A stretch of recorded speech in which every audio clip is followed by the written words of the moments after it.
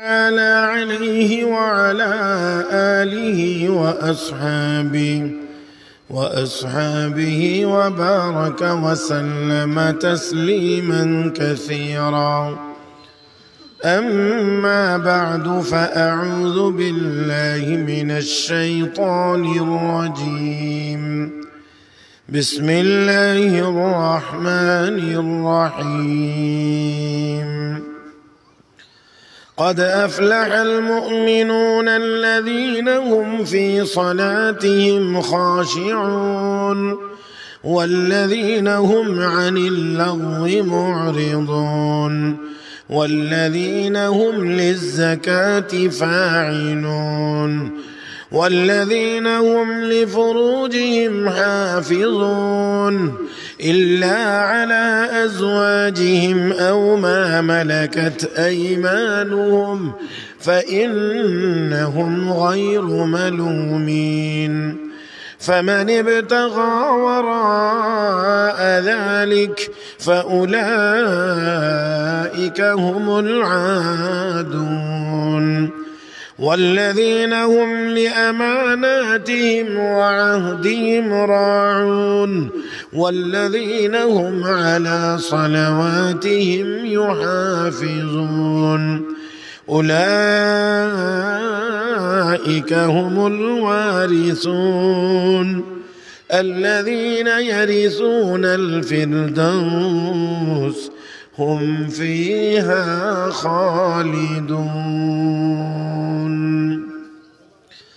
آمنت بالله صدق الله مولانا العظيم وصدق رسوله النبي الأمي الكريم ونحن على ذلك لمن الشاهدين والشاكرين والحمد لله رب العالمين. محبت الشتى سباي درود إبراهيم پڑھی. اللهم صل على محمد وعلى آل محمد كما صليت على إبراهيم وعلى آل إبراهيم إنك حميد مجيد. اللهم بارك على محمد وعلى آل محمد كما باركت على إبراهيم وعلى آل إبراهيم إنك حميد مجيد. সাউথুল হেরা তাহফিজুল কোরআন মাদ্রাসা মোগলা বাজার দক্ষিণ সুরমা সিলেটের উদ্যোগে পবিত্র মাহে রমজান উপলক্ষে আয়োজিত 2 দিন ব্যাপী তাফসীরুল কোরআন মাহফিলের আজকের শেষ দিনের মুহতারাম সভাপতি দামাত বারাকাতুহুল আলিয়া, উপস্থিত হযরত উলামায়ে কেরাম, সমবেত দিনদার ইমানদার মুসলমান ভাইয়েরা, পর্দার আড়ালে অবস্থানরত শ্রদ্ধেয় সম্মানিত মা ও বোনেরা, রব্বে করিমের দরবারে শুকরিয়া আদায় করছি যিনি আমাদেরকে অত্যন্ত দয়া করে, মায়া করে, মেহেরবানি করে আজকের এই মোবারক মজলিসে, মোবারক মাসে, মোবারক সময়ে আমাদেরকে আসার, বসার, কোরআন হাদিসের কিছু কথা বলার ও শোনার তৌফিক দান করেছেন। মহব্বতের সাথে সবাই শুকরিয়া আদায় করি আলহামদুলিল্লাহ। আমি বলার পরে মাইকে আওয়াজ একটু গ্যাপ কেন, আপনারা কি খেয়াল করছেন কিনা জানি না। আমি কথা শুরু করলে আর একটু 1-2 সেকেন্ড পরে এখানে সাপ্লাই হয়, যার কারণে আওয়াজটা একটু মানে কেমন কেমন মনে হইতেছে আমার কাছে আর কি। মানে আমি বলি তো এটা একটু পরের থেকে শুরু হয়। যাক, তারপরেও আপনারা যারা আছেন সবাই একটু আমার দিকে তাকাবেন, আমার দিক খেয়াল করবেন। এখানে লিফলেটের মধ্যে একটা বিষয় আছে, মুমিনের বৈশিষ্ট্য। কি কি গুণাবলী থাকলে প্রকৃত মুমিন হওয়া যায়। বর্তমান দুনিয়ায় ইমানদারের অভাব নাই, বর্তমান দুনিয়াতে ইমানদারের অভাব নাই, কিন্তু প্রকৃত মুমিনের যথেষ্ট পরিমাণ অভাব আছে। আরে আরেকটু কথা বললেন নাকি? হ্যাঁ, নাকি রমজান মাস এই জন্য বলবেন না? নামের মুমিনের অভাব নাই, কাজের মুমিনের যথেষ্ট পরিমাণ অভাব আছে,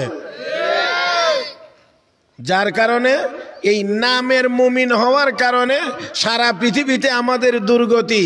যদি আমরা কাজের মুমিন হতে পারতাম, 200 কোটি ইমানদার যেই পৃথিবীতে, সেই পৃথিবীতে ইমানদার পৃথিবীর কোথাও মার খাওয়ার কথা ছিল না। মুহতারাম হাজিরিন, তো এই সূরার ভিতরে প্রকৃত মুমিন কারা, আল্লাহ রাব্বুল আলামিন তাদের পরিচয় দিয়েছেন। এই সূরার 11টি আয়াত আমি আপনাদের খেদমতে তেলাওয়াত করেছি। প্রথম 9 আয়াতের ভিতরে আল্লাহ রাব্বুল আলামিন প্রকৃত মুমিন, সফলকাম মুমিন, কামিয়াব মুমিনের 7টি গুণের কথা আল্লাহ উল্লেখ করেছেন। আর পরের 2 আয়াতের ভিতরে আল্লাহ রাব্বুল আলামিন তাদের পুরস্কার ঘোষণা করেছেন। কয়টা গুণ? 7টা। প্রকৃত মুমিন, সফলকাম মুমিনের গুণ 7টা।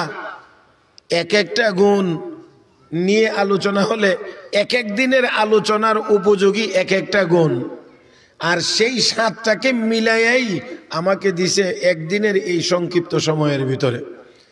অতএব আমি আপনাদের খেদমতে কথা লম্বা করব না, শুধুমাত্র তরজমা আকারে আপনাদের খেদমতে আলোচনা করার চেষ্টা করব। আল্লাহ যেন তৌফিক দান করেন। মুহতারাম হাজিরিন, এই সূরা নবী করিম সাল্লাল্লাহু আলাইহি ওয়াসাল্লামের উপরে যখন নাজিল হয়েছে, তখন আল্লাহর নবী বড় চমৎকার একটি দোয়া করেছিলেন। আল্লাহুম্মা জিদনা ওয়ালা তানকুসনা ওয়া আকরিমনা ওয়ালা তুহিন্না ওয়া আতিনা ওয়ালা তাহরিমনা ওয়া আসিরনা ওয়ালা তুসির আলাইনা ওয়ারদিনা ওয়ারদ আন্না ইয়া করিম। আল্লাহ আমাদেরকে বেশি দাও, কম দিও না। আল্লাহ আমাদেরকে সম্মান দাও, অপমান করিও না। আল্লাহ আমাদেরকে বিজয়ী করো, আমাদের উপরে কাউকে বিজয়ী করিও না। তো সূরা বড় গুরুত্বপূর্ণ। আমি আপনাদেরকে আগেই বলছি যে লম্বা কোনো কথা না বলে শুধু তরজমা আকারে আপনাদের সামনে পেশ করতে চাই। সূরার শুরুতে আল্লাহ রাব্বুল আলামিন বলেন, কাদ আফলাহাল মুমিনুন, অবশ্যই ঈমানদারগণ সফল হয়ে গিয়েছে।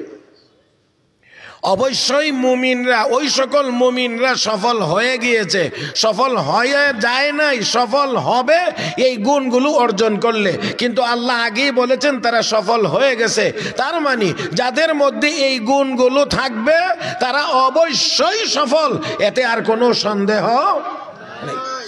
আল্লাহ বলছেন সফল হয়ে গেছে, এই গুণগুলো আসলেই সফল। এখানে সামান্য একটু কথা আমার আপনার খেয়াল রাখা উচিত। সফলতা আসলে কাকে বলে এটা আমরা মুসলমানেরা অনেকেই মনে হয় জানি না, যার কারণে কাউকে একটু মোটা তাজা হৃষ্টপুষ্ট দেখলে মনে করি সে সফল, মনে করি একটু বেশি টাকার মালিক হলে সে সফল, মনে করি কেউ যদি বড় একটা চেয়ারে বসতে পারে, বড় একটা পদে বসতে পারে, তাহলে সে সফল। আসলে কোনোটার ভিতরেই সফলতা নাই। সফল তখন হবেন যখন যা পাইবেন এটা আর কোনোদিন আপনার হাত ছাড়া হবে না, সব সময় আপনার কাছে থাকবে, ওইটার নাম হলো সফলতা। অতএব টাকা আজকে আছে কালকে নাও থাকতে পারে, আজকে আছে কালকে নাও থাকতে পারে, চেয়ার আজকে আছে কালকে নাও থাকতে পারে, 4 তারিখ পর্যন্ত থাকতে পারে, 5 তারিখ নাও থাকতে পারে।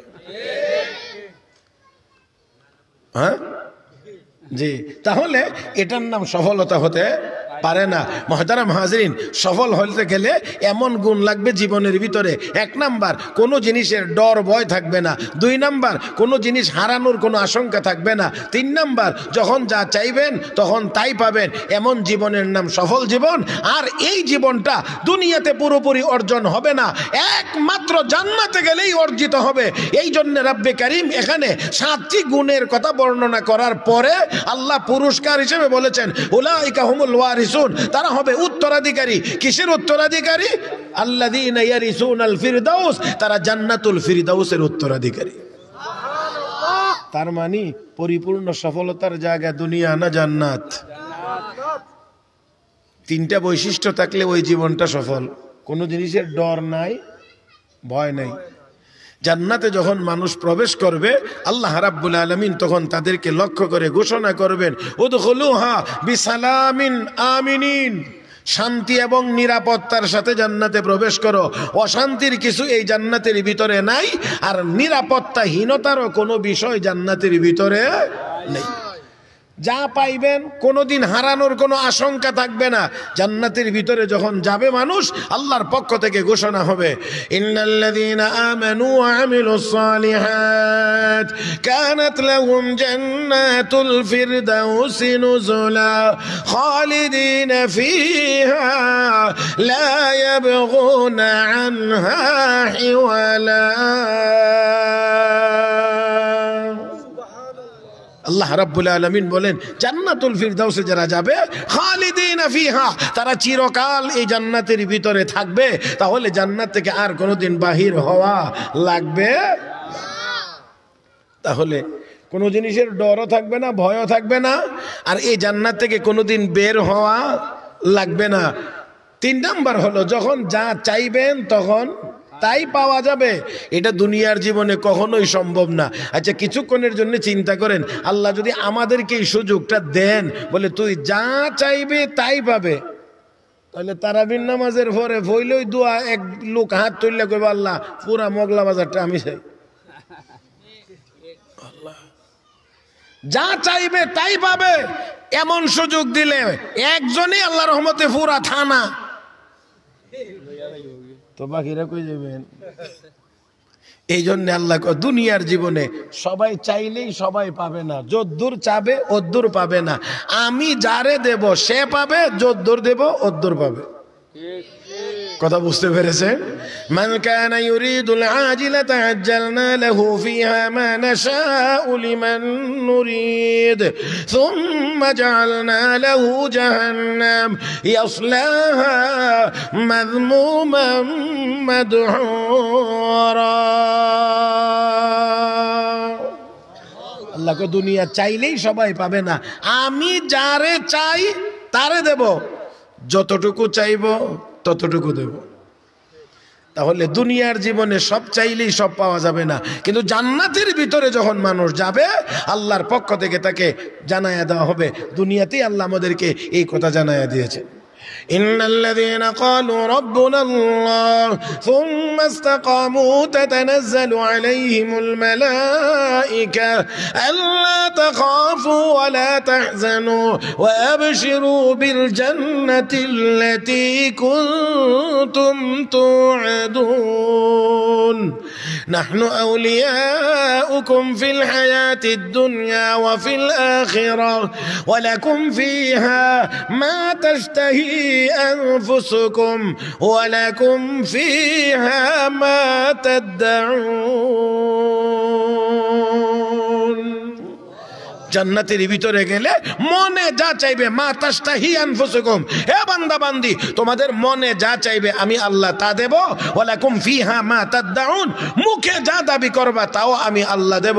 তাহলে দুনিয়াতে যা চাইবেন তা পাবেন না, যতজন চাইবেন ততজনে পাবেন না। আল্লাহ যতজনকে দিবেন ততজনে পাবে, যতটুকু দিবেন ততটুকু পাবে। কিন্তু জান্নাতে গেলে যার মনে যত চাইবে তত আল্লাহ দিবেন। তাহলে এবার একটু আওয়াজ করে আর একটু বড় আওয়াজে বলবেন, সফলতার জায়গা, পরিপূর্ণ সফলতার জায়গা দুনিয়া না জান্নাত? দুনিয়া না জান্নাত? আমরা চাই পরিপূর্ণ সফলতা দুনিয়াতে ভাই লইতাম। আল্লাহকে দুনিয়াতে সফলতা পরিপূর্ণ আমি দেই নাই, তুই ভাইবে কোত্থেকে? এখানে কিছু সুখ আছে, কিছু দুঃখ আছে, কিছু সুস্থতা আছে, কিছু অসুস্থতা আছে, কিছু সচ্ছলতা আছে, কিছু অভাবও আছে। হ্যাঁ, তাহলে এখানে পরিপূর্ণ সফল হওয়ার জায়গা না। সফল তখন হতে পারবেন যা মনে চাইবে তাই আপনি পাবেন। এটা একমাত্র কোথায় গেলে সম্ভব? জান্নাতে গেলে। মনে চাইবে শুধু, গাছের একেবারে যদি উপরেও থাকে কোনো ফল আর আপনার মনটা চায় ওইটা খাবো, তাহলে ওইখানের ফল আপনার মুখ পর্যন্ত চলে আসবে। পাখি উড়বে আর দেখে যদি ওই পাখিটা ওই, এটা আমি বোঝানোর জন্য বলছি না, এভাবে যদি না বলি তাহলে আপনাদের বুঝাইতে পারবো না, কারণ শব্দ ছাড়া ভাষা ছাড়া তো কথা বোঝানো যাবে না। এই জন্যে বলছি এটা মনে মনে, আমি বোঝানোর জন্য হাত ইশারা সব কিছু ব্যবহার করছি। কিন্তু জান্নাতীরা শুধু উপরের দিকে, যেটার দিকে নজর করে মনে মনে কামনা করবে, ওইটাই অটোমেটিক ভুনা হয়ে সামনে চলে আসবে। খাওয়ার পরে হাড্ডি গুড্ডিগুলো সামনে রাখবে না, হাড়গুলো খাওয়াও শেষ, এই হাড়গুলো থেকে আবার পাখি জীবিত হয়ে সেই জায়গার নাম বলেন না, সেই জায়গার নাম মনে চায় ওখানে যাইতে, মনে চায় সেখানে যাইতে, দরকার আসেনি কয় না দরকার আছে। তাহলে এই জান্নাতে যাইতে হলে প্রকৃত মুমিন হওয়া লাগবে। আর প্রকৃত মুমিন হতে গেলে এবারে আসেন কি কি গুণাবলী লাগবে। আল্লাহ গুণাবলীগুলো বলার আগেই ঘোষণা দিয়েছেন এই গুণ যাদের মধ্যে থাকবে তারা সফল হয়ে গেছে। মানে গুণ অর্জন করলে সফল হইতে আর কোনো অনিশ্চয়তা নাই, সম্পূর্ণ নিশ্চিত। এক নাম্বার, আল্লাযীনা হুম ফি সালাতিহিম খাশিউন, যারা একাগ্রতার সহিত নামাজ আদায় করে। কি আদায় করে? শুধু নামাজ না, একাগ্রতার সাথে, যাকে কিতাবের ভাষায় বলা হয় খুশু খুজু। খুশু খুজু, এখন খুশু খুজু আপনারা কেমনে বুঝাইতে পারি? একেবারে সহজে যেই জিনিসটা আমি বুঝাইতে পারি, যখন নামাজের যেই অংশে থাকবো আমি, এই অংশটা কিতাবে যেইভাবে আদায় করার কথা বলা হয়েছে, যদি আমার আদায়টা সেইভাবে হয়, যেমন নামাজে দাঁড়ানো অবস্থায় আপনার দৃষ্টি থাকবে কোথায়? সেজদার জায়গায়। আমরা নজর থাকে ওয়ালের পোস্টার, লিফলেট, যাতা হয় ক্যালেন্ডার। আল্লাহ, আমি কি একবারে ভুল কথা বলে ফেলাইছি? ওইদিকে ইমাম সাহেবের নামাজে লাগায়া উনি আর এই মসজিদের ভিতরেই নাই। তাহলে অঙ্গ প্রত্যঙ্গ নড়াচড়া করবে না, দৃষ্টি যেখানে থাকবার সেখানে থাকবে। হ্যাঁ, দেখেন আল্লাহ রসুল নামাজ পড়তেছেন, রসুলের এক সাহাবী নামাজ পড়তেছেন, রসুল দেখতেছেন, মাঝে মাঝে একটু এখানে হাত দিচ্ছে। আল্লাহ রসুল দেখছেন আর বলছেন, যদি তার কলবে খুশু থাকতো তাহলে তার অঙ্গ প্রত্যঙ্গ নড়াচড়া থেকে বিরত থাকতো। আমার ভাইয়েরা, তাহলে এখানে অঙ্গ প্রত্যঙ্গের নড়াচড়া, সুবহানাল্লাহ, আমাদের অবস্থা কি? আমরা তো নামাজের ভিতরে মশাও মারতে পারি। হ্যাঁ, শুধু মারতে পারি না, আমার সাথে এক লোক নামাজে দাঁড়াইছে, মশা মারে আর ইস, শুধু থাপ্পড় দিছে যে এমন না, উচ্চারণও করে ইস। তাহলে নামাজ হতে হবে খুশুওয়ালা নামাজ, খুশু খুজুর সাথে, একাগ্রতার সাথে, মানি সুজাগতা। আপনার দেহ আর আপনার মন, আপনার দেহ আপনার মন উভয়টা নামাজের ভিতরে থাকতে হবে। তবে হ্যাঁ, শয়তানের একটা স্পেশাল টিম আছে, শয়তানের একটা স্পেশাল টিম আছে। এই স্পেশাল এদের কাজই হলো নামাজের ভিতরে নামাজির মনটাকে বাহিরে নিয়ে যাওয়া। যার কারণে নামাজের ভিতরে দাঁড়াইলে এমন অনেক কথা স্মরণ হয় যেই কথা নামাজের বাহিরে চেষ্টা করেও স্মরণ করা যায় না। আপনারা মনে করেন না এটা এমনি হয়, শয়তানের ওই স্পেশাল টিম আপনি নামাজে দাঁড়ানো মাত্রই আইসা করবে উযকুর কাজা, উযকুর কাজা, উযকুর কাজা, এটা স্মরণ কর, এটা স্মরণ কর, এটা স্মরণ কর। আপনাকে এই স্মরণের ভিতরে লাগাইয়া পুরা নামাজটাই শেষ করাইয়া দিবে। এইটা স্মরণ করা ইমামে আজম ইমাম আবু হানিফা রাহমাতুল্লাহ আলাইহির কাছে এক লোক বড় পেরেশান হালতে গিয়ে হাজির, গিয়া বলছেন, হুজুর হুজুর হুজুর কি হয়েছে? আমি স্বর্ণ এক জায়গায় গচ্ছিত রাখছিলাম, যেমন আমাদের দেশে পূজার জন্য বলছি, কলসের ভিতরে বা কোনো পাত্রে। হুজুর এই কলসটা যখন কোথায় রাখছিলাম, এখন তো হুজুর স্মরণ করতে পারতেছি না, হুজুর স্মরণ করতে পারতেছি না, আমার তো সব সম্পদের ভিতরে, দয়া করে আপনি একটা কিছু বলে দেন যাতে আমি এই স্বর্ণের কলস পাইতে পারি। ইমাম আজম আবু হানিফা রাহমাতুল্লাহ আলাইহি বলেন, ওরে বাবা, এটা কি কোনো মাসালা মাসাইলের ব্যাপার? বলে এটা জায়েজ, এটা না জায়েজ, এটা হালাল, এটা হারাম, এটা মাকরুহ, এটা ভালো, এটা সুন্নত, এরকম তো কোনো মাসালা মাসাইল না। তুমি কোথায় স্বর্ণ রাখছো এটা আমি কেমনে বলবো? আর এটা কেমন করে আমার বলার কথা? এটা তো কোনো মাসালা মাসাইলের ব্যাপার না। না হুজুর। তো ইমাম আজম আবু হানিফা রাহমাতুল্লাহ আলাইহি বলেন, আচ্ছা ঠিক আছে, এতই যখন আমাকে পিরাপিরি করতেছো, তো আজকে বাড়িতে গিয়ে এশার নামাজের পরে সারা রাত নফল নামাজ পড়বা। কি বলছেন? সারা রাত নফল নামাজ পড়বা। পরের দিন এই লোক দেখা সাক্ষাৎ, খুব হাসি খুশি, চেহারার মধ্যে পুরা হাসির ভাব। কি ব্যাপার, তোমার তো খুব হাসি খুশি লাগে? হুজুর স্বর্ণ পেয়ে গেছি। কিভাবে পাইলা? হুজুর এশার নামাজের পরে আপনি বলছিলেন সারা রাত নামাজ পড়ার জন্য। আমি সারা রাত নামাজ পড়ার নিয়তে আমি নামাজ পড়া শুরু করছি, অর্ধেক রাত নামাজ পড়ছি, পরেই স্মরণ হয়ে গেছে কোথায় যে রাখছিলাম। ইমাম আজম হানিফা রহমতুল্লাহ আলাইহি বলেন, আমিও বুঝছিলাম শয়তান তোমাকে সারা রাত নামাজ পড়তে দিবে না। শয়তান তোমাকে সারা রাত নামাজ পড়তে দিবে না, কারণ এর আগে স্মরণ করে দিবে। কারণ সারা রাত যদি তুমি নামাজ পড়ো, সওয়াবের ভান্ডার বড় হয়ে যাবে। শয়তান চাইবে না তোমাকে সারা রাত নামাজ পড়তে দেখ, এই জন্যে সে এর ভিতরে স্মরণ করে দিবে। হযরত আমির মুআবিয়া রাদিয়াল্লাহু তাআলা আনহু তাহাজ্জুদের নামাজ পড়েন। একদিন তাহাজ্জুদ পড়তে পারেন নাই, ফজরের সময় উঠলেন, নামাজ পড়লেন, কান্নাকাটি শুরু করে দিলেন, হায় হায় আমার তাহাজ্জুদ কাজা হয়ে গেছে। কি কাজা হয়েছে? তাহাজ্জুদ। আর আমরা মসজিদে ইমামের কেরাত শোনা যায়, এত নিকটে চার দোকান, এত নিকটে পান দোকান, এখানে বসে বসে চা পান করি, পান খাইতে আসি, আড্ডা মারতে আসি, ইমামের কেরাতের আওয়াজ কানে আসতেছে, কিন্তু মসজিদে যাওয়া নসিব হয় না। হযরত আমির মুআবিয়া রাদিয়াল্লাহু তাআলা আনহু কান্নাকাটি শুরু করলেন। এমন কান্না যে এক তাহাজ্জুদের দ্বারা যে কান্না কাঁদছে, এক তাহাজ্জুদ ছুটে যাওয়ার কারণে বহু তাহাজ্জুদের সওয়াব আল্লাহ তার আমলনামায় দান করেছেন। পরের দিন তাহাজ্জুদের সময় যখন হয়েছে, রাত্র গভীর 2:30-3টা, তাহাজ্জুদের সময় দরজায় কে জানি নক করে। হযরত আমির মুআবিয়া রাদিয়াল্লাহু তাআলা আনহু জিজ্ঞেস করেন, কে? হুজুর আমি শয়তান। তো আমার দরজায় নক করছো কেন? হুজুর আপনাকে জাগানোর জন্য। কেন? তাহাজ্জুদ পড়বেন এই জন্যে। হযরত আমির মুআবিয়া রাদিয়াল্লাহু তাআলা আনহু বলেন, শয়তান তুই এত ভালো হয়ে গেলি কেমন করে? আমাকে তাহাজ্জুদের জন্য জাগাইতে আসলি? শয়তান জবাব দিয়ে বলে, না হুজুর ভালো হয়ে যাই নাই, একদিন বড় কষ্ট করে আপনাকে ঘুমের ভিতরে রেখেছিলাম, আর আপনি এই জন্য আক্ষেপ করে আফসোস করে আল্লাহ রাব্বুল আলামিনের দরবারে এত কান্না কাঁদছেন, যে কান্নার কারণে বহু তাহাজ্জুদের সওয়াব আল্লাহ আপনার আমলনামায় দান করেছেন।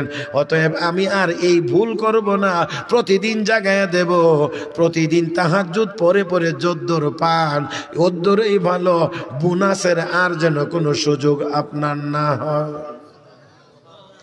বুঝছেন নি আপনারা? বোনাসের দরকার নাই, বোনাসের দরকার নাই, ডেলি ডেলি পড়বেন, যতটুকু পাবেন ততটুকুই যথেষ্ট।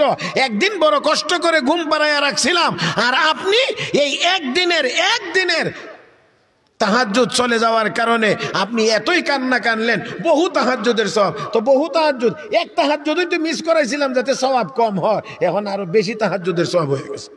কাজেই এই সুযোগ আর আপনাকে দেওয়া হবে না। আপনি এখন ডেলি ডেলি উঠেন, জাগায় দেব, আর তাহাজ্জুদ পড়েন, যদ্দুর পান ওদ্দুরই ভালো।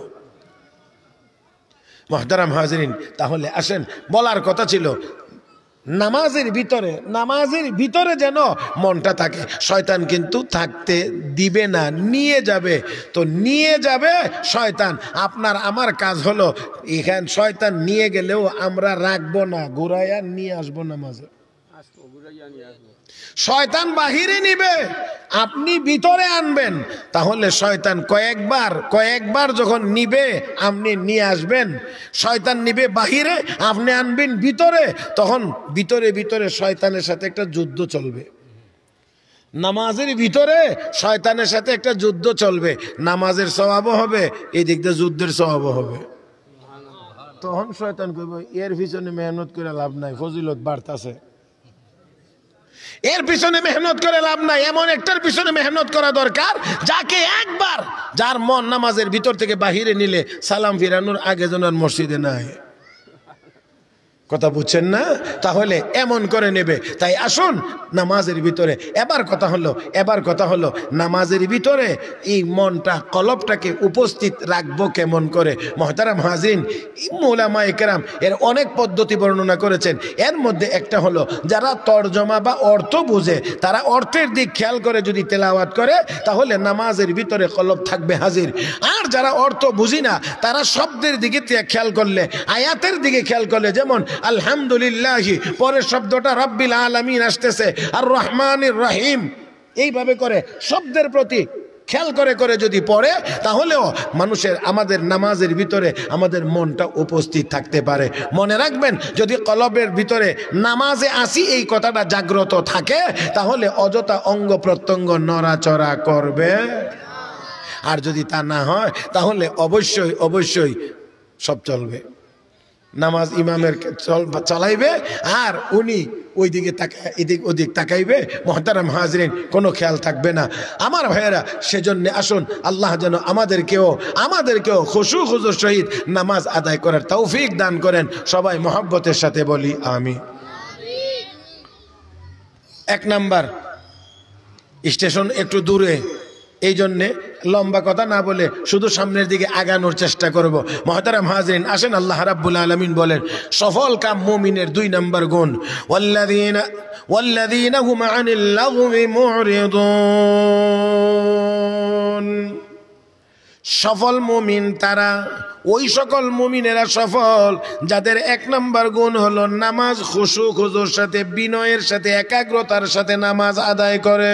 2 নম্বর গুণ, ওয়াল্লাযীনা হুম আনিল লাগwi মুরিদুন, যারা বেহুদা কাজ থেকে নিজেকে বিরত রাখে। বেহুদা কাজ, বেহুদা কথা, কিছু কথা আছে যেই কথাগুলো অনর্থক, এটার কোনো দরকার নাই, এমন কথা থেকে বেঁচে থাকে।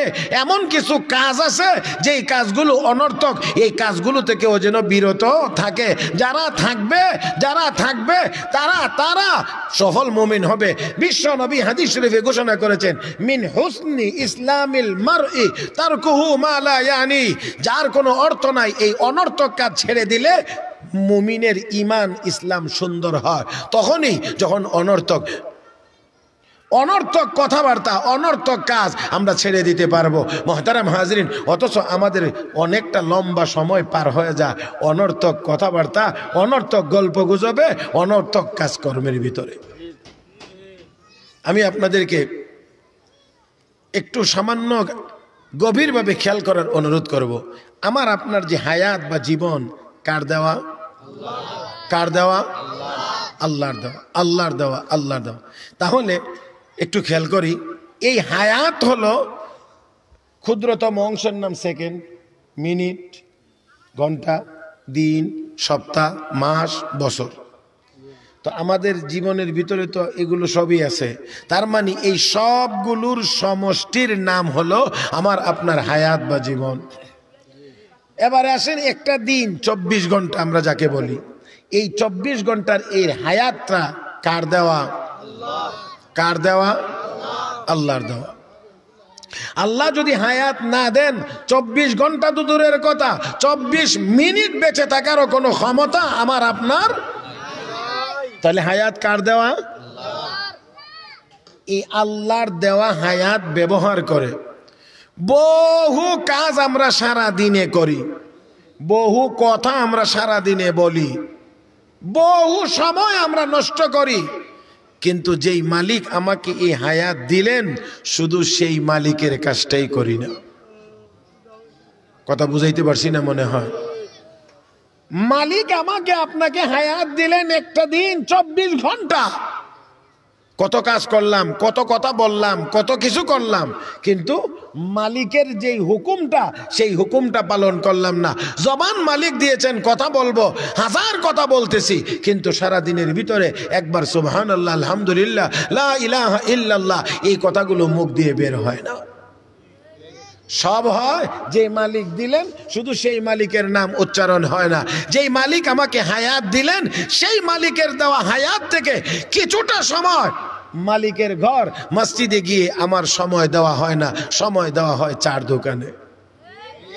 আর একটু জোরে কান।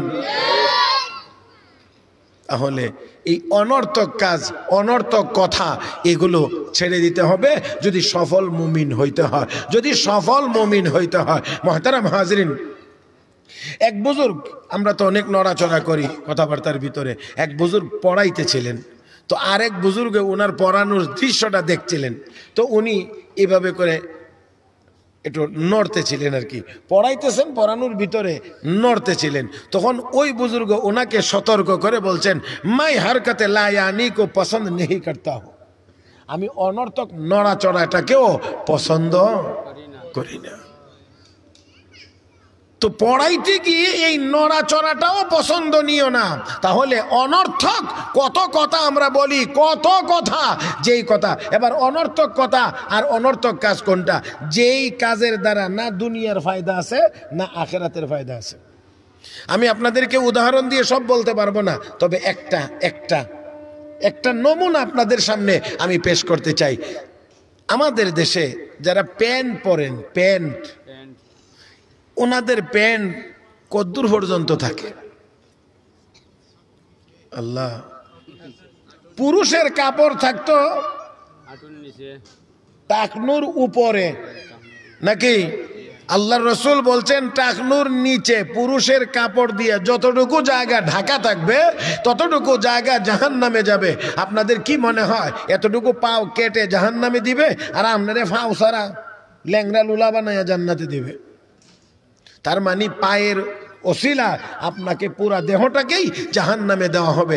আমি আপনাদেরকে জিজ্ঞেস করি, এই টাকনুর নিচে কাপড় পরলে দুনিয়ার কি লাভ, আখিরাতের লাভ তো ভরে? হ্যাঁ, কোন লাভ? হযরত আকদাস হযরত মাওলানা মুফতি মোহাম্মদ শফি রহমতুল্লাহ আলাইহি একটা ছোট্ট রিসালা লিখেছেন।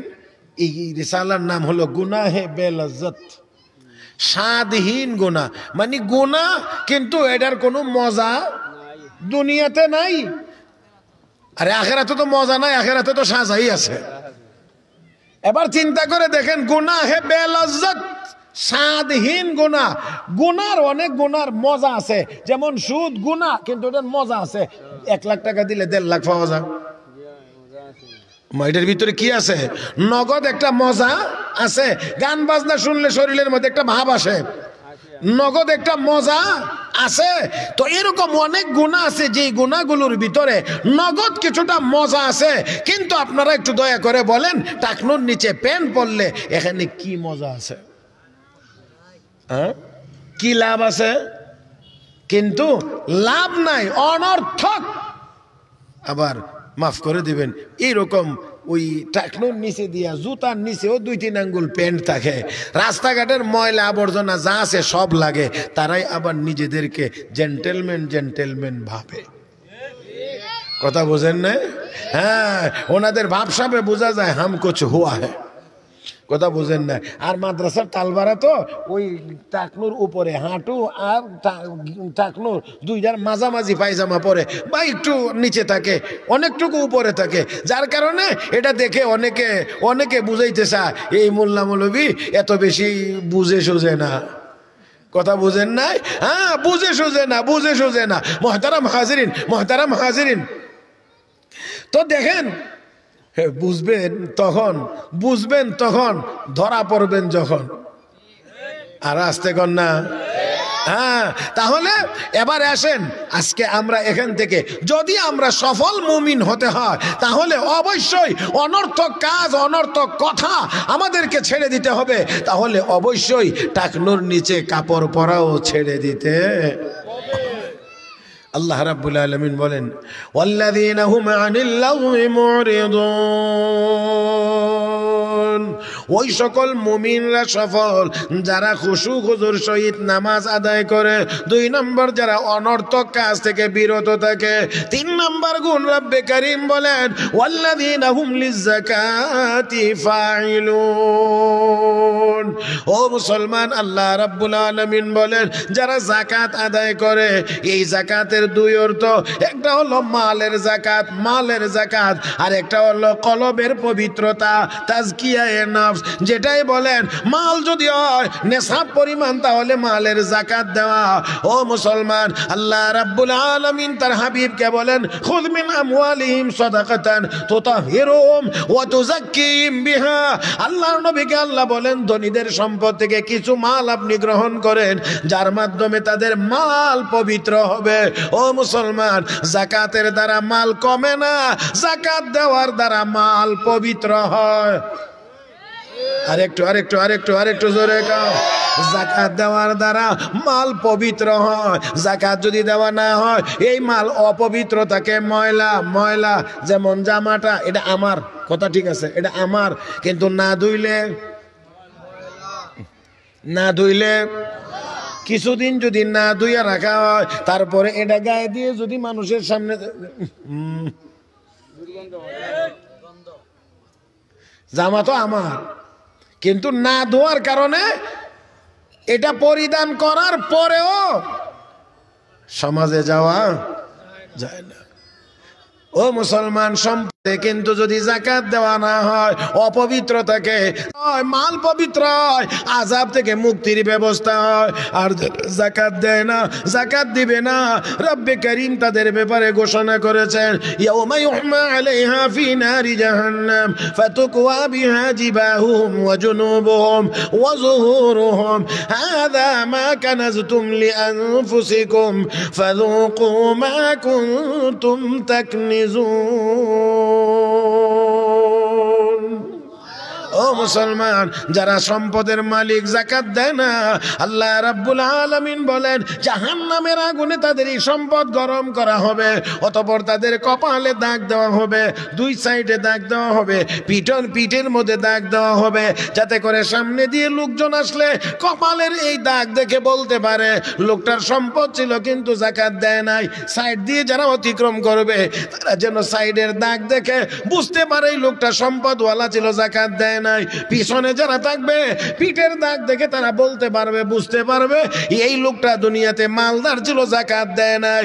ও মুসলমান, আল্লাহ রাব্বুল আলামিন হাসরের ময়দানে তাদেরকে এমন করে অপমান করবেন। তাই আল্লাহ রাব্বুল আলামিন বলেন সফল মুমিন যদি হতে হয়, সফলতা যদি তোমরা চাও, ওই সকল মুমিনরা সফল হবে যাদের 3 নাম্বার গুণ হবে ওয়াল্লাযীনা হুম লিয-যাকাতি ফাইলুন, সম্পদের যাকাত তারা আদায় করবে। মুফাসসিরিনে কেরাম এখানে যাকাত বলে আরেকটা ব্যাখ্যা করেছেন, তা হলো এটা যাকাত সম্পদের না, এটা হলো তাজকিয়ায়ে নফস, আত্মশুদ্ধি করতে হবে, আত্মাটাকে পরিচ্ছন্ন করতে হবে, পবিত্র করতে হবে। রাহমাতুল লিল আলামিন হাদিস শরীফে ঘোষণা করেছেন আলা ইন্না ফিল জাসাদি লামুদগা ইযা সালাহাত সালাহাল জাসাদু কুল্লু ওয়া ইযা ফাসাদাত ফাসাদাল জাসাদু কুল্লু আলা ওয়া হিয়াল কলব।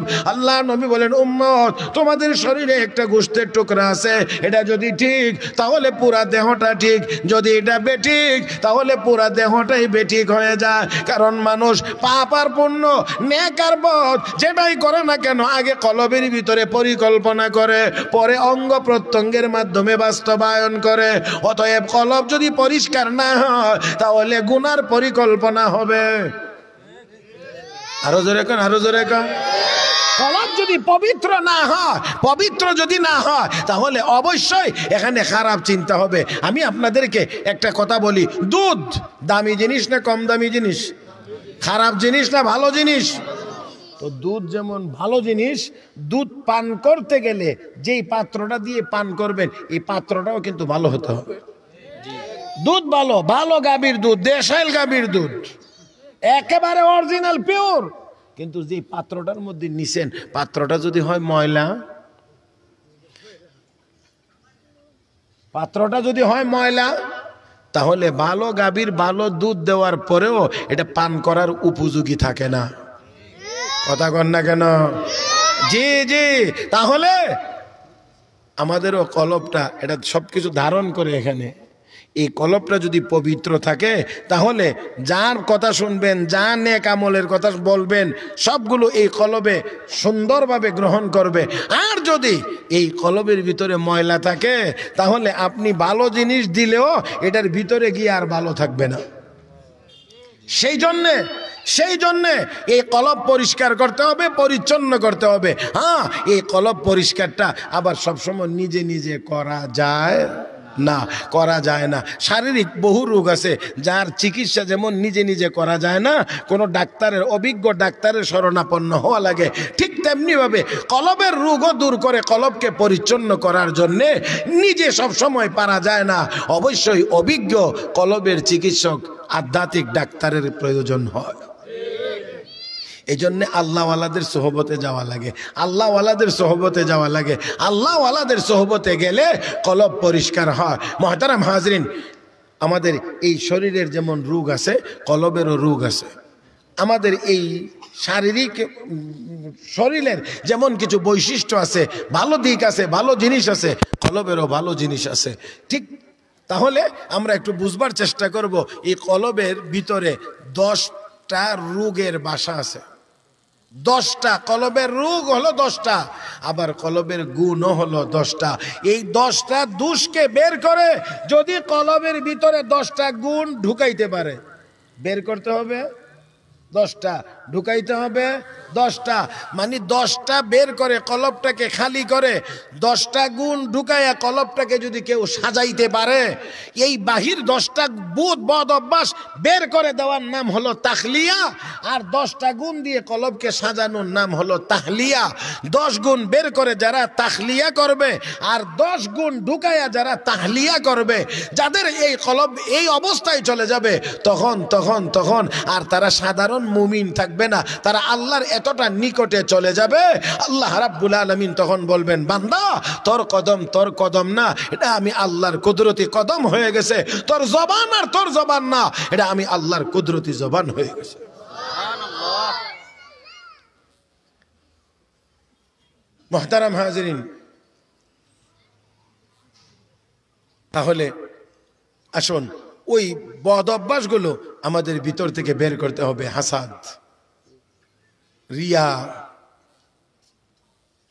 তাকাব্বুর, এই জাতীয় যেই দোষগুলো আছে আমাদের কলব থেকে বের করতে হবে। সবর, শকর, এই জাতীয় যে গুণগুলো আছে, এই গুণগুলো আমাদের কলবের ভিতরে ঢুকাইতে হবে। মুহতারাম হাজরিন, তাহলে আমরা আজকে এখান থেকে নিয়ত করি আমাদের কলবটাকে ইনশাআল্লাহ আমরা পবিত্র করব। আর এই জন্যে অবশ্যই কোনো আল্লাহওয়ালার সোহবত লাগবে, কোনো আল্লাহওয়ালা ছাড়া আপনার কলব পরিষ্কার হবে না। রাহমাতুল লিল আলামিনকে আল্লাহ দায়িত্ব দিয়ে বলেছেন, লাকাদ মান্নাল্লাহু আলাল মুমিনিন ইয বাআসা ফীহিম رسولا من أنفسهم يتلو عليهم آياته ويزكيهم ويعلمهم الكتاب والحكمة وإن كانوا من قبل لفي ضلال مبين। আল্লাহ নবীকে আল্লাহ 4 দায়িত্ব দিয়েছেন, এর মধ্যে 1 নম্বর দায়িত্ব হলো ইয়াতলু আলাইহিম আয়াতিহি, নবী কোরআনের তিলাওয়াত করে মানুষকে শোনাইবেন।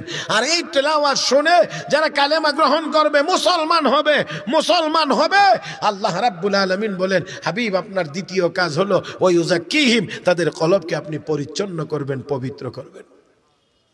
আমার ভাইয়েরা, আমি একটা ছোট্ট কথা বলি শুধু। হযরত বেলাল কালো ছিলেন, হযরত ওমর একদিন কথায় কথায় কালো বেলাল বলছিলেন। আমরা তো যদি বাহ্যিকভাবে তাকাই তাহলে হযরত ওমর কি কোনো মিথ্যা কথা বলছেন? বেলাল তো কালো বেলাল। হযরত বেলাল কষ্ট পেয়ে নবীর কাছে জানাইছেন। নবী হযরত ওমরকে ডেকে বলেন, ওমর, মুসলমান তো হয়ে গেছো, কিন্তু কুফরি জমানার দিকে কিছু নমুনা এখনো রয়ে গেছে।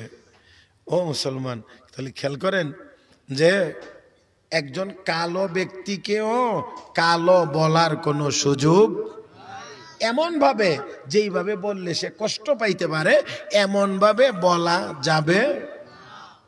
আপনাদের সিলেটে স্ত্রীর ছোট ভাইকে কি বলে? হ্যাঁ, আবার ঝগড়া লাগলে কি কয়? আমি বুঝাইতে পারছি না মনে হয়। দুইজনে ঝগড়া লাগলে তখন কি কয়? হ্যাঁ, তো যদি ওই সময় শালা কয় তো আরাম লাগেনি না, কষ্ট লাগে? হে, আমার এটা কই গালি দিছে, কথা ঠিক না? আরে বুঝাইতে পারছি না মনে হয়। শালা দুলাভাইয়ের বিরুদ্ধে মামলা করছে। কেন? আমার শালা কইছে। তো দুলাভাই আদালতে গিয়ে কয়, মাননীয় আদালত ওরে জিজ্ঞেস করে দেখেন সে আমার শালা লাগে কিনা। আমি তো শালা রে শালা বলছি। তো জিজ্ঞেস করে কি তোমার শালা বলছে, তুমি বলে ওনার শালা লাগো, তো শালা ডাকছে তো অসুবিধা কি? আমি ওনার ডাকের শালা, গালির শালা না। আমি ওনার ডাকের শালা, আমি গালির শালা না। তো উনি আমাকে গালি দিয়ে শালা বলছে, এই জন্যে আমি বিচার চাই। আল্লাহ, যাক, কোন কথা থেকে কোন কথা। মুহতারাম হাজিরিন, তাহলে আসুন বলতে চাইছিলাম যে কালোকেও কটাক্ষ করে কালো বলা যাবে না, তার নাম ইসলাম। খাটো, এই জন্য আপনি ব্যঙ্গ করে খাটো বলবেন, আরো আরো জানি কি কি বলে, এরকম বলার কোনো সুযোগ নাই। কারণ কারণ এর দ্বারা খাটো, লম্বা, সুন্দর, ফর্সা, এর দ্বারা আল্লাহর দরবারে মর্যাদার কোনো ব্যবস্থা। মর্যাদার ব্যবস্থা হলো তাকওয়ার ভিত্তিতে, ইবাদতের ভিত্তিতে, ঈমান আর আমলের ভিত্তিতে হবে। কে মর্যাদাশালী নির্ধারণ হবে ঈমান আর আমলের দ্বারা, সৌন্দর্যের দ্বারা না, বংশের দ্বারা না, গোষ্ঠীর দ্বারা না। يا أيها الناس إنا خلقناكم من ذكر وأنثى وجعلناكم شعوبا وقبائل لتعارفوا إن أكرمكم عند الله أتقاكم। আল্লাহ রাব্বুল আলামিন বলেন, ও দুনিয়ার মানুষ, আদম এবং হাওয়ার মাধ্যমে তোমাদেরকে বানাইলাম, দুনিয়াতে বিভিন্ন গোত্রে বংশে বিভক্ত করে পাঠাইলাম। কেন? লিতাআরাফু, একজনকে যেন আরেকজন সহজে চিনতে পারো। এটা মর্যাদার বিষয় না, মর্যাদার মাপকাঠি না। ইন্না আকরামাকুম ইনদাল্লাহি আতকাকুম, তোমাদের মধ্যে ওই লোকটা দামি যার কলবে আমি আল্লাহর ভয় বেশি, যার কলবে আল্লাহর ভয় বেশি। আর এই রমজান মাস হলো সেই আল্লাহর ভয় অর্জনের মাস, তাকওয়া অর্জনের মাস। লাআল্লাকুম তাত্তাকুন, কুতিবা আলাইকুমুস সিয়াম কামা কুতিবা আলাল্লাযীনা মিন ক্বাবলিকুম লাআল্লাকুম তাত্তাকুন, তাকওয়াওয়ালা যেন আমরা হতে পারি, সেজন্য রোজা ফরজ করা হয়েছে। তার মানে আরো যদি ডাইরেক্ট বলি তো আল্লাহ আমাদেরকে আল্লাহর প্রিয়, আল্লাহর বন্ধু বানানোর জন্য রমজানের রোজা আমাদের উপরে ফরজ করেছেন। আসুন, সময় শেষের দিকে, এই জন্যে মাত্র আলোচনা চলছে 3 নম্বরটা, তাও আমি খুব দ্রুত বলার চেষ্টা করছি, সংক্ষেপে সংক্ষেপে বলার চেষ্টা করছি। এক একটা গুণের উপরে আধা ঘন্টা করে আলোচনা করলেও তো 3.5 ঘন্টার প্রয়োজন। আর এখানে আজকে সব মিলাইয়া সময় আছে হয়তো সর্বোচ্চ সব মিলাইয়া ঘন্টাখানেক হবে। তো এর ভিতরে আমাকে একটু দ্রুতই অল্প করে বলেই আমি আগেই বলছি তর্জমা আকারে আপনাদের সামনে পেশ করব। তাহলে 1 নম্বর গুণ হলো নামাজ আদায় করব, একাগ্রতার সহিত নামাজ আদায় করব। 2 নম্বর অনর্থক কথাবার্তা, অনর্থক কাজ আমরা ছেড়ে দেব। 3 নম্বর হলো সফল মুমিনের জাকাত আদায় করবে। এটা মালের জাকাতও হতে পারে, আর কলবের জাকাতও, মানে কলবকে পরিচ্ছন্ন করা, পরিষ্কার করা, তাজকিয়া নফস, আত্মশুদ্ধি করা। আল্লাহ আমাদের সবাইকে তৌফিক দান করুন, সবাই বলি আমিন। 4 নম্বর গুণ আল্লাহ রাব্বুল আলামিন বলেন, ওয়াল্লাযীনা হুম লিফুরুজিহিম হাফিজুন, নিজের যৌনাঙ্গকে তারা হেফাজত করে। আমি আশা করি আপনারা এই কথাটা অতি সহজেই বুঝবেন, আর এটাকে খুব বেশি বিশ্লেষণ করার সুযোগ কম, কারণ শ্রোতা সবাই এক বয়সের না। এই জন্যে এতটুকুই কথা, আল্লাহ রাব্বুল আলামিন অনুমতি দিয়েছেন ইল্লা আলা আজওয়াজিহিম, কেবলমাত্র স্বামী তার স্ত্রী, স্ত্রী তার স্বামী। এখানেই এই যৌনাঙ্গে ব্যবহারের অনুমতি আল্লাহর পক্ষ থেকে। আরেকটা আছে আও মা মালাকাত আইমানুহুম, কিন্তু তার বাস্তব প্রয়োগ বর্তমান সময়ে নাই। দাসী বাদী, কিন্তু শরীয়তে কোরআনে যাদেরকে দাসী বান্দি বলা হয়েছে, এই দাসী বান্দির প্রচলন বর্তমানে নাই। বিদায় আমরা আবার ওই আমাদের দেশে অনেকে কাজের লোক, যে মনে রাখবেন এই কোরআনে বর্ণিত আও মা মালাকাত আইমানুহুম দাসী বা বাদী আর বর্তমান কাজের লোক কিন্তু এক জিনিসের নাম না। মুহতারাম হাজরিন, অতএব যদি এদের সাথে কোনো কিছু হয় তাহলে সেটা অবশ্যই সেটা গুনাহ হবে, কবিরা গুনাহ হবে, জেনার গুনাহ হবে। মুহতারাম হাজরিন, তাহলে মোটামুটি ভাবে আমি যেই কথা বলতে চাই তা হলো এই, একজন ব্যক্তি যৌনাঙ্গের সঠিক ব্যবহার স্ত্রী স্বামীর কাছে, স্বামী স্ত্রীর কাছে, সহজ ভাষায় সেটা হলো স্বামী স্ত্রী ছাড়া আর কোথাও এই কাজ করা যাবে না।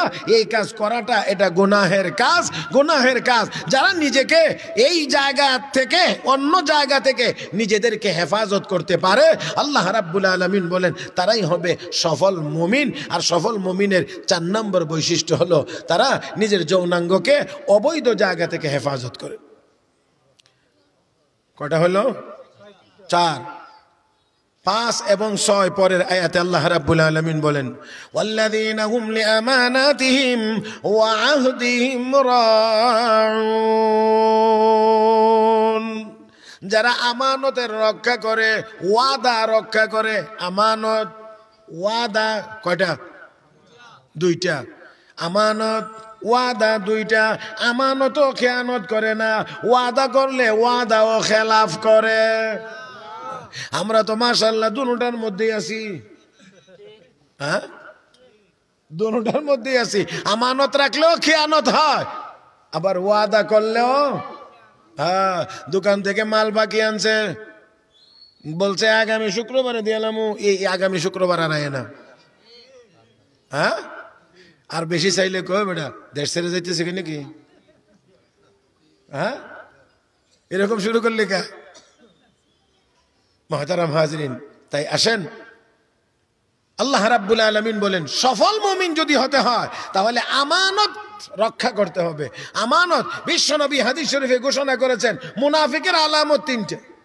আয়াতুল মুনাফিক সালাস, মুনাফিকের আলামত 3টা। কথা বলে তো মিথ্যা কথা বলে, ওয়াদা করে তো খেলাফ করে, আমানত রাখলে খেয়ানত করে। তাহলে যদি নিজেকে সফল মুমিন হিসেবে তৈরি করা লাগে তাহলে আমানত রক্ষা করতে হবে, ওয়াদাও রক্ষা করতে হবে। এই হলো 6। 7 নম্বর হলো আল্লাহ রাব্বুল আলামিন বলেন ওয়াল্লাযীনা হুম আলা সালাওয়াতিহিম ইউহাফিজুন, যারা 5 ওয়াক্ত নামাজ যথাযথভাবে আদায় করে, নামাজের হেফাজত করে। রব্বে কারীম অন্য আয়াতে বলেন হাফিজু আলা সালাওয়াত ওয়াস সালাতিল উসতা ওয়া কুমু লিল্লাহি কানিতিন। আল্লাহ কয় নামাজের হেফাজত করো, নামাজের হেফাজত করো। নামাজের হেফাজত মানে সঠিক সময়ে, সঠিক পদ্ধতিতে, সঠিকভাবে নামাজ আদায় করা হলো নামাজের হেফাজত। রাহমাতুল লিল আলামিন বলেন সাহাবীরা তোমাদের ধারণা কি, তোমরা কি মনে করো একজন মানুষের বাড়ির সামনে চলমান একটা নদী, আর ওই লোকটা যদি নদীতে 5 বার গোসল করে তার শরীরে কোনো ময়লা থাকবে? সাহাবীরা বলেন না ইয়া রাসূলুল্লাহ, তার শরীরে কোনো ময়লা থাকবে না। আল্লাহর নবী বলেন 5 ওয়াক্তের নামাজের নমুনাও এমন, যারা দৈনিক 5 ওয়াক্ত নামাজ আদায় করবে তাদের শরীরেও কোনো গুনার ময়লা থাকবে না। তাহলে নামাজের হেফাজত করতে হবে। নামাজ কয় ওয়াক্ত? কত দিনে? একদিনে। প্রতিদিন কয় ওয়াক্ত? 5। এই 5 ওয়াক্তের নামাজ আমরা ইনশাআল্লাহ সময় মতো সঠিকভাবে জামাতের সাথে আদায় করব। সবাই বলি ইনশাআল্লাহ। তাহলে খেয়াল করেন 7 নম্বর গুণ হলো এটা। নামাজ দিয়ে প্রথম গুণ শুরু, আল্লাযীনা হুম ফি সালাতিহিম খাশিউন, যারা একাগ্রতার সাথে নামাজ পড়ে। প্রথম গুণ নামাজ দিয়ে, আবার 7 নাম্বারটাও নামাজ দিয়ে। আগেরটা হলো 1 নাম্বারটা হলো নামাজের আভ্যন্তরীণ বিষয়, নামাজের ভিতরের হালত খুশু থাকতে হবে, খুজু থাকতে হবে। আর 7 নম্বরে গিয়ে বলা হয়েছে 5 ওয়াক্তের নামাজ আদায় করতে হবে। তার মানে 5 ওয়াক্তের নামাজ খুশু খুজুর সাথে আদায় করা, আগে আর পরে মিলাইলে ও মুসলমান দাঁড়ায় কি? মুফাসসিরিন ইকরাম বলেছেন নামাজ দিয়ে আল্লাহ সফল মুমিনের কাজ শুরু করেছেন, নামাজ দিয়ে শেষ করেছেন। তার মানে যেই লোকটা সঠিকভাবে 5 ওয়াক্তের নামাজ আদায় করবে আল্লাহ নামাজের বরকতে অন্যান্য গুণগুলো তার মধ্যে দান করবেন। আল্লাহু আকবার। দিন ইসলাম, দিন ইসলাম জিন্দাবাদ জিন্দাবাদ। সাউতুল হেরা মাদ্রাসা জিন্দাবাদ জিন্দাবাদ। তাফসিরুল কুরআন মাহফিল জিন্দাবাদ জিন্দাবাদ আল্লামা মেরাজুল হক জিন্দাবাদ জিন্দাবাদ নারে তাকবীর আল্লাহু আকবার। মুহতারাম হাজিরিন, তাই আসুন এই তাকওয়ার মাসে, কোরআন নাজিলের মাসে, এই তাফসির মাহফিলের শেষ প্রান্তে আমরা পাক্কা নিয়ত করি আর নামাজ কোনোদিন ছাড়ব না ইনশাআল্লাহ। আর নামাজ ছাড়ব রমজান আইলে অনেকে আবার নামাজ ধরে, রমজান গেলে এমন কিছু মুসল্লি এমন না। নামাজ, রমজানের রোজা সারা বছরে 1 মাস ফরজ, নামাজ প্রতিদিন। হ্যাঁ, খেয়াল রাখতে হবে। আপনি একটু চিন্তা করেন, 30টা যদি হয় তাহলে 30টা রোজা, 30টা ফরজ, তাই না? আর প্রতিদিন মাসে 150, তাহলে সারা বছরে 30 ফরজ রোজা আর 1 মাসে 150 ফরজ নামাজ। এবার চিন্তা করেন বছরে কত? মাসে 150 হইলে বছরে 1800, বছরে 1800। সারা বছরে রোজা ফরজ 30টা, 29টাও হতে পারে, ধরেন 30টা, তাহলে 30 রোজা 30 ফরজ আর নামাজ এক নামাজ বছরে 1800 বার ফরজ। মুহতারাম হাজিরিন, ফরজ হিসাবে রোজার গুরুত্ব কম বলতেছি না, কিন্তু তারপরেও সব মিলায়া রোজার চাইতেও, হজের চাইতেও, যাকাতের চাইতেও নামাজের গুরুত্ব বেশি। সাথে শেষ কথা বলতে চাই, আল্লাহ বলেন হাফিজু আলাস সালাওয়াত, নামাজের হেফাজত করো। এখানে হাফাজা ইউহাফিজু মুহাফাজাতান, একে অপরকে হেফাজত করা। আল্লাহ বুঝাইতে চান, বান্দা তুই নামাজের হেফাজত কর, নামাজও তোরে হেফাজত করবে। কথা বুঝছেন না? তুই নামাজের হেফাজত কর, নামাজ তোরে হেফাজত করব। হাদিসে স্পষ্ট আছে, ইহফাজিল্লাহ ইয়াহফাজকা, তুই আল্লাহরে হেফাজত কর, আল্লাহ তোরে হেফাজত করব। আল্লাহরে আপনি কি হেফাজত করবেন? বুঝেন নাই? আমি আর আপনি আল্লাহর কি হেফাজত করব? তার মানে হলো আল্লাহর হুকুমের হেফাজত করা। আমরা যদি আল্লাহর হুকুম মানি তাহলে আল্লাহ আমাদেরকে হেফাজত করবেন। আল্লাহ এই আয়াতগুলোতে 7টা গুণের কথা উল্লেখ করার পরে আল্লাহ এবার পুরস্কার ঘোষণা করছেন, উলাইকা হুমুল ওয়ারিসুন। আল্লাহ কো তারা উত্তরাধিকারী। আল্লাহ কথা বলেন না তারা জান্নাতে যাবে, জান্নাতুল ফিরদাউসে যাবে, এই কথা না বলে ওয়ারিসুন বলছেন, উত্তরাধিকারী। উত্তরাধিকারী কাকে বলে? বাবা মারা গেছে, ছেলে বাবার সম্পদের উত্তরাধিকারী। এটা বাবা বললেও না বললেও, বাবা মারা গেলেই অটোমেটিক ছেলে মেয়ে তার সম্পদের উত্তরাধিকারী। তার মানে এটা বলার কোনো দরকার নাই, এটা বলা ছাড়াই এমনি হবে। তো আল্লাহ বলতে চান, এই 7 গুণ যেই মুমিনের মধ্যে থাকবে, বাবা মারা গেলে ছেলে যেমন অটোমেটিক সম্পদের উত্তরাধিকারী হয়, এই 7 গুণওয়ালা মুমিন মরবে আর জান্নাতের মেহমান হয়ে যাবে। এটা যেমন নিশ্চিত, এটাও নিশ্চিত। তারপর আল্লাহ বলেন, আল্লাযীনা ইয়ারিসুনাল ফিরদাউস, সাধারণ কোনো কিছুর ওয়ারিস না, তারা উত্তরাধিকারী হবে জান্নাতুল ফিরদাউসের। আর উত্তরাধিকারীর আরেক ব্যাখ্যা মুফাসসিরিন ইকরাম লিখেছেন, এটা বড় চমৎকার। একেবারে শেষ জায়গাতে এসে একেবারে আমার দিকে তাকায়া এই কথাটা শুনবেন। আল্লাহ যে বলছেন উত্তরাধিকারী, এক অর্থ তো হলো নিশ্চিত জান্নাত, আর একটা হলো উত্তরাধিকারী। আল্লাহ কেন বলছেন? একেবারে আমার দিকে তাকান, আমার দিকে। যত মানুষ দুনিয়াতে এসেছে, যত মানুষ দুনিয়াতে আসবে, সব মানুষের জন্যেই আল্লাহ জান্নাতেও বাড়ি বানাইছেন, জাহান্নামেও বাড়ি বানাইছেন। কথা বুঝেন নাই? তাহলে আপাতত যত মানুষ চলে গেছে তারাও বাদ, আপাতত যত মানুষ দুনিয়াতে এখনো আসে নাই তারাও বাদ। আপাতত আমরা যারা দুনিয়াতে আসি তাদেরটা হিসাব করি, বর্তমান দুনিয়ায় প্রায় 800 কোটি মানুষ। কত? 800 কোটি। এর মধ্যে 600 কোটি মানুষই বিভিন্নভাবে অমুসলিম। কেউ ইহুদি নামে, কেউ খ্রিস্টান নামে, কেউ মূর্তি পূজার নামে, কেউ অগ্নি পূজার নামে, যেইভাবেই হোক 600 কোটি মানুষ অমুসলিম। ঈমান নাই, আর ঈমান ছাড়া জান্নাত নাই। ইন্নাহু মান ইউশরিক বিল্লাহ ফাকাদ হারামাল্লাহু আলাইহিল জান্নাহ, আল্লাহর সাথে যে কোনো ভাবে শরীক করবে জান্নাত তার জন্য হারাম। তাহলে এবার চিন্তা করেন, বর্তমান দুনিয়াতে আমরা 800 কোটি মানুষ আছি, 800 কোটি মানুষের মধ্যে 600 কোটি মানুষ তাদের ঈমান নাই, না থাকার কারণে তারা তাদের জান্নাতের বাড়িতে যাইতে পারবে। ইমানদারেরা জান্নাতে যাবে, তার নির্দিষ্ট বাড়িটা পাবে। আর আল্লাহ কয় উলাইকা হুমুল ওয়ারিসুন, আরো যে 600 কোটি জান্নাতের ভিতরে বাড়ি ভরে রয়েছে, এইগুলো উত্তরাধিকারদের মধ্যে যেমন বাবার সম্পদ বন্টন হয়, ওই 600 কোটি মানুষের জন্য বানানো জান্নাতের বাড়ি 200 কোটি মানুষের মধ্যে আল্লাহ বন্টন করে দিবেন। এবার কি বুঝতে পারছেন? তাহলে বাড়ি নিজেরটাও আছে, হেরাজে যাইতে পারবে না, হিডিও الذين يرثون الفردوس هم فيها خالدون। আল্লাহ রাব্বুল আলামিন বলেন এই জান্নাতুল ফিরদাউসের উত্তরাধিকারী হবে, আর এটা কিছু দিনের জন্য না, কয়েক মাস কয়েক বছরের জন্য না। হুম ফিহা খালিদুন, তারা চিরকাল ওই জান্নাতের ভিতরে থাকবে, চিরকাল। ও মুসলমান, জান্নাতুল ফিরদাউস দামি জান্নাত, বড় জান্নাত। আল্লাহর নবী বলেন সর্বনিম্ন জান্নাতি যে হবে ওই লোকটার জান্নাত এই পৃথিবীর 10টার সমান হবে। আল্লাহু আকবার কর, 10টার সমান হবে। আর আমার নবী বলেন ওই সর্বনিম্ন জান্নাতি জীবনে খেদমতের জন্য আদনা আলি আহলিল জান্নাতি লাহু 80 আলফা খাদিম।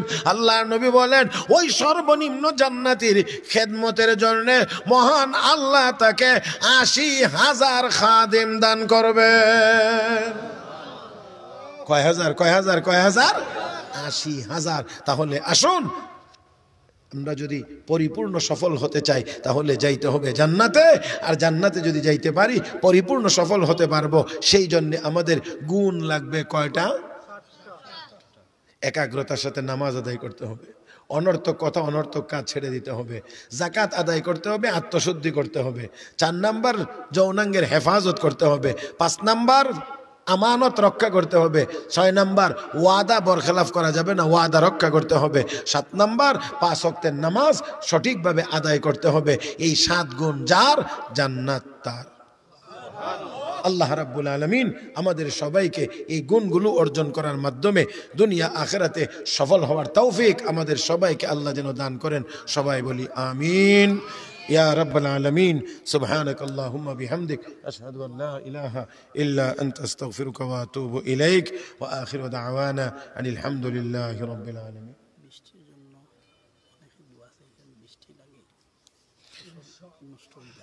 জি